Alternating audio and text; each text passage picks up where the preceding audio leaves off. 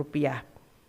Defisit APBN 2025 dirancang pada tingkat 616,2 triliun rupiah atau 2,53%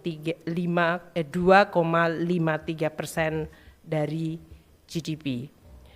Belanja pemerintah pusat akan mendukung prioritas pembangunan seperti yang disampaikan oleh Presiden, yaitu melakukan swasembada pangan. Presiden meluncurkan terkait dengan elektronik e-katalog versi 6 dan diharapkan e-katalog ini bisa dilaksanakan 1 Januari 2025. Melakukan kewaspadaan.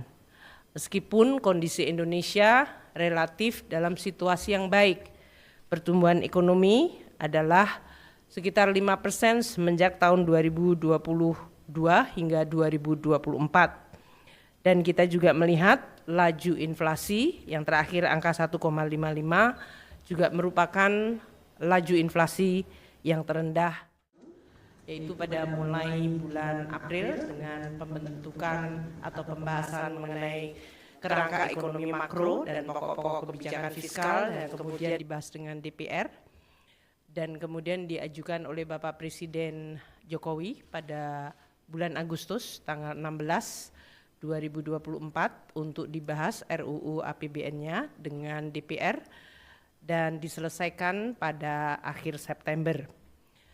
Dengan demikian, APBN 2025 memang disusun dalam suasana dan dalam situasi transisi pemerintahan dari pemerintah sebelumnya kepada pemerintah terpilih.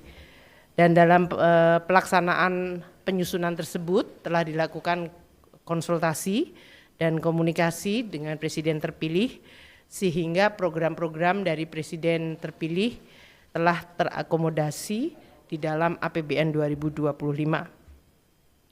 APBN 2025 disusun dalam suasana geopolitik dan geoekonomi yang mengalami perubahan dan dinamika yang sangat tinggi. Seperti yang tadi telah disampaikan oleh Bapak Presiden juga, bahwa geopolitik dan geoekonomi ini telah menyebabkan destabilisasi di berbagai kawasan. Sehingga bagi Indonesia kita juga harus terus melakukan kewaspadaan. Meskipun kondisi Indonesia relatif dalam situasi yang baik, pertumbuhan ekonomi adalah sekitar 5% semenjak tahun 2022 hingga 2024. Dan kita juga melihat laju inflasi yang terakhir angka 1,55 juga merupakan laju inflasi yang terendah di dunia. Kita lihat dari sisi sumbangannya, terutama untuk volatile food, juga mengalami penurunan yang sangat drastis. Ini menggambarkan upaya kita untuk menstabilkan dan menjaga tingkat harga pangan pada tingkat yang terjangkau oleh masyarakat telah mampu dilakukan. Kondisi yang baik ini tentu perlu dan akan menjadi salah satu landasan bagi pemerintah di bawah pimpinan Presiden Prabowo dan Wakil Presiden Gibran Rakabuming untuk terus meningkatkan dan mengakselerasi pembangunan. Neraca perdagangan kita juga dalam posisi positif 54 bulan terakhir mengalami surplus perdagangan, di mana nilai ekspor kita sampai dengan Oktober 2024 mencapai 24,4 miliar US dollar. Ini tumbuh 10,2% di tengah perlemahan perekonomian global. Hal ini menggambarkan bahwa potensi ekspor kita yang didukung oleh baik sektor manufaktur maupun sektor-sektor yang mengalami hilirisasi menjadi sangat besar.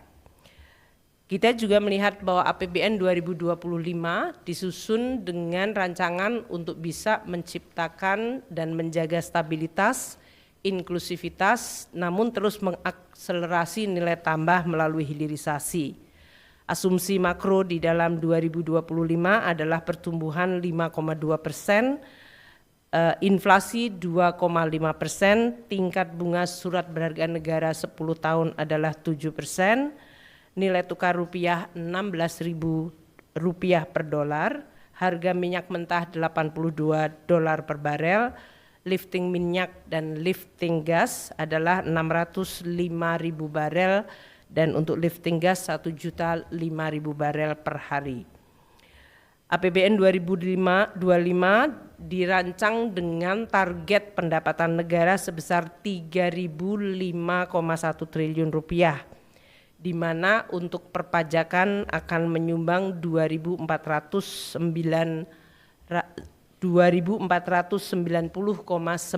triliun rupiah. Itu untuk pendapatan perpajakan. Pendapatan negara bukan pajak akan mencapai 513,6 triliun rupiah dan hibah 0,6 triliun rupiah. Dari sisi belanja negara, belanja pemerintah pusat akan mencapai 2.000, total belanja negara adalah 3.621,3 triliun rupiah, di mana belanja pemerintah pusat mencapai 2.701,4 triliun dan transfer ke daerah 919,9 triliun rupiah. Defisit APBN 2025 dirancang pada tingkat 616,2 triliun rupiah atau 2,53% dari GDP. Belanja pemerintah pusat akan mendukung prioritas pembangunan seperti yang disampaikan oleh Presiden, yaitu melakukan swasembada pangan, swasembada energi, pelaksanaan program makan siang gratis, pendidikan dan kesehatan, serta pelaksanaan perlindungan sosial yang makin tepat sasaran. Untuk itu, dengan belanja 2.701,4 triliun, belanja pendidikan mencapai 724,3 triliun. Ini adalah belanja tertinggi fungsi pendidikan di APBN kita.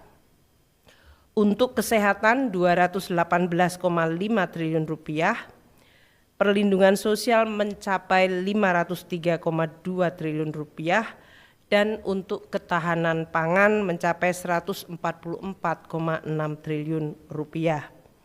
Program makanan bergizi yang dialokasikan anggaran 71 triliun rupiah diharapkan akan dapat meningkatkan perekonomian di daerah dan terutama di desa-desa di dalam rangka untuk mensuplai kebutuhan program makan siang bergizi.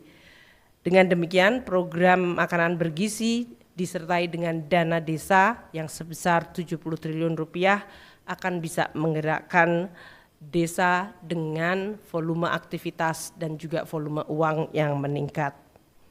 Selain itu, Presiden Prabowo menyampaikan beberapa prioritas kegiatan 2025 seperti pemeriksaan kesehatan gratis yang dialokasikan anggaran 3,2 triliun, renovasi sekolah sebesar 20 triliun, terbentuknya sekolah unggulan terintegrasi dengan anggaran 2 triliun, serta terbangunnya lumbung pangan nasional daerah dan desa dengan dana mencapai 15 triliun rupiah. Untuk APBN 2025, transfer ke daerah mencapai 919,9 triliun rupiah. Ini tetap diarahkan agar terjadi sinkronisasi dan sinergi antara belanja pusat dan daerah sehingga dapat meningkatkan kesejahteraan, pemerataan dan pelayanan publik. Di dalam Undang-Undang APBN 2025 juga telah dimasukkan berbagai undang-undang seperti undang-undang untuk hubungan keuangan pusat dan daerah, di mana daerah akan meningkat dari sisi local taxing power-nya dan juga bisa melakukan pembiayaan yang lebih inovatif. Untuk pendapatan negara sebesar 3.005,1 triliun, kita akan melakukan dengan terus melaksanakan reformasi perpajakan, pajak dan bea cukai, dengan terus menyusun program termasuk dalam hal ini menggunakan teknologi digital. Bapak Presiden terus menyampaikan agar kebocoran penerimaan negara terutama dari tindakan-tindakan ilegal akan terus menjadi pusat perhatian, dan juga dari sisi intensifikasi dan ekstensifikasi dari perpajakan. Kita juga mengikuti bahwa di dalam suasana global terjadi persaingan global taxation yang harus kita waspadai. Sehingga kita juga harus terus menjaga agar basis perpajakan Indonesia tidak mengalami erosi dari praktek-praktek perpajakan global yang memfasilitasi terjadinya tax evasion dan tax avoidance. Untuk program Cortex dengan pemanfaatan teknologi digital dan juga program CESA di Bea Cukai akan terus disempurnakan. Juga akan dilakukan joint program serta penegakan hukum seperti yang tadi telah disampaikan oleh Bapak Presiden. APBN 2025 dirancang dengan defisit 616,2 triliun rupiah atau 2,53% dari PDB.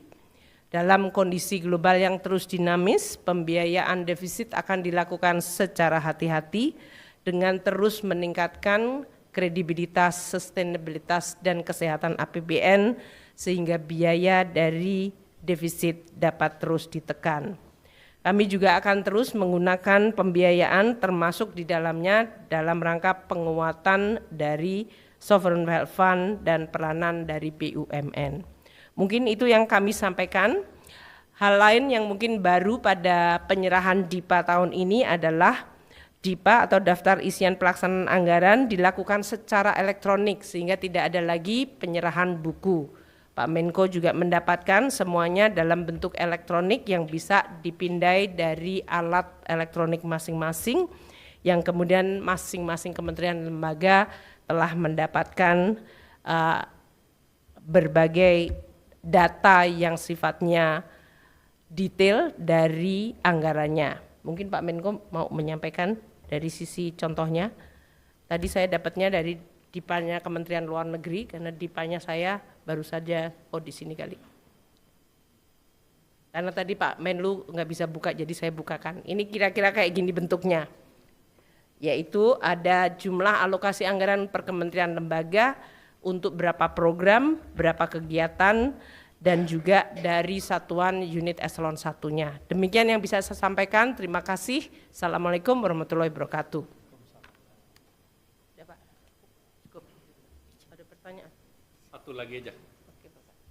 Tadi pada saat yang sama Bapak Presiden meluncurkan terkait dengan elektronik e-katalog versi 6 dan diharapkan e-katalog ini bisa dilaksanakan 1 Januari 2025 dan akan dilakukan business matching. Jadi pada saat DIPA dibagi diharapkan yang e-katalog sudah bisa jalan per 1 Januari. Demikian, terima kasih. Kami ditunggu Bapak.